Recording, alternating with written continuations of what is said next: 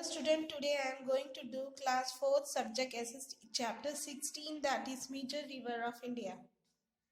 Here in the last class we have completed with the Narmada. Now we will start with the Indus river. Indus, it is one of the largest river basin of the world. It is also known as Sindhu. It's originated in the Tibet region at the Kailash mountain range. In Tibet, it is known as Singhi Kaban. After following through Tibet and Jammu and Kashmir, it entered into Pakistan near Chillar in the Drasin region.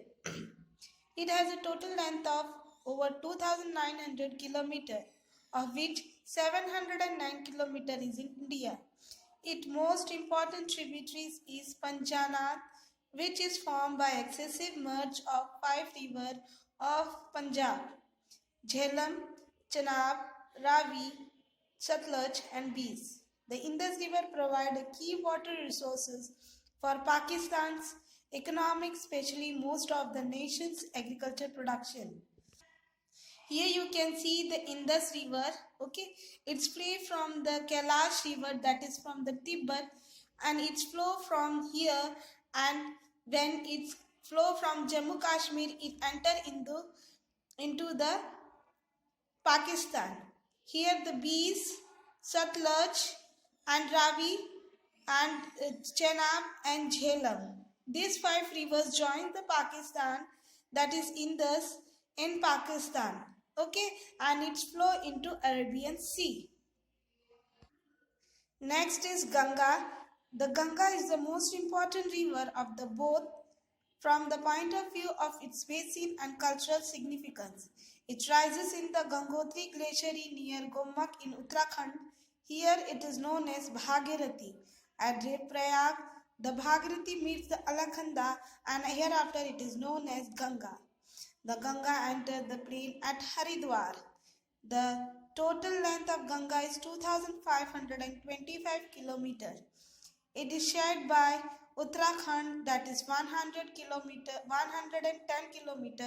Uttar Pradesh 1,415 km, Bihar 4,445 km, and West Bengal is 520 km.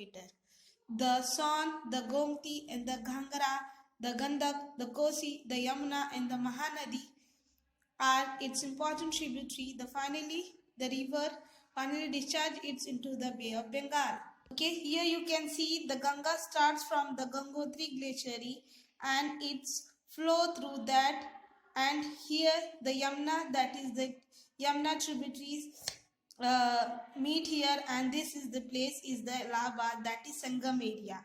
After that the Sarda meets and Ghangra, Son meets, Gandak meets. Son is in Bihar, that is in Patna. Okay, after Kosi, and then enter into the west of Bengal. After that the Hooghly, and after you can see this is the mouth of the Ganga, that is the delta where she flow into the Bay of Bengal. Next is Yamuna. The Yamuna joins the Ganga at Prayag, Allahabad. It is the longest tributary of the Ganga. It has its source in the Yamunotri glaciers. City like Delhi and Agra are situated on the bank of river. The total length of Yamuna is 376 km. Hidden, Ken, Chambal are the important tributaries. The river Yamuna is also associated with Lord Krishna in various stories connected with him. Next is Brahmaputra. The Brahmaputra has its origin in the Kailash range near the Mansarovar lake. From here, its flow from southern Tibet, where it is known as Sangpo, which means the purifier. Purifier means a thing or a device that removes substances that are dirty, harmful, and unwanted.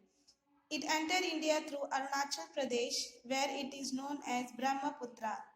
The Brahmaputra has many tributaries in its 750 km long journey through the Assam Valley. It enters Bangladesh near Dhubari and flows southward. It finally merges with river Padma, which fall into the Bay of Bengal. Here you can see the origin of Brahmaputra river. It's from Kailash that is in Mansarovar Lake. Its flow in Tibet region, and this river till here it's called Sangpo. After entering in the Arunachal Pradesh, it called as Brahmaputra. Okay, and this flow into the river, it's come into India and then enter into the Bangladesh. From here you can see it enter into the Bangladesh and then it meet with the Ganga river and flow into the Bay of Bengal. Okay student, as I have finished with the chapter, if you have any doubt, do a comment on Facebook or YouTube. Thank you.